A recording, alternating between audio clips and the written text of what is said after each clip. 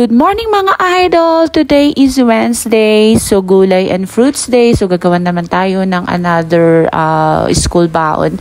So ito pala mga idol, na-prepare ko na kagabi itong sitaw at saka itong karne na blanch ko na rin. So ito igiginisa ko lang at hindi na ako naglagay ng oil kasi naman fats yung karne ng baboy. So pinag-brown ko ng konti bago ko inilagay yung lean meat at saka nung bawang. At nung okay na ay saka ko naman inilagay itong sitaw at naglagay ako ng seasoning at saka yung soy sauce, sugar at saka nung paminta. Ako naman hinalo-halo at dito naglagay din ako ng konting water para at least maluto yung sitaw.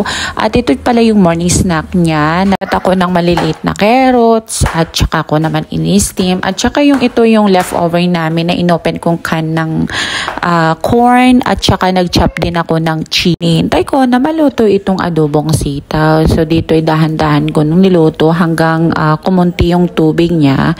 So ito na-prepare ko na lahat nung baon ni ate. So naglagay din ako ng rice for lunch kasabay nung adobong sitaw at saka ang morning snack na yun yung mix of carrots, cheese at saka yung can na corn at saka naglagay din ako ng rattan fruits.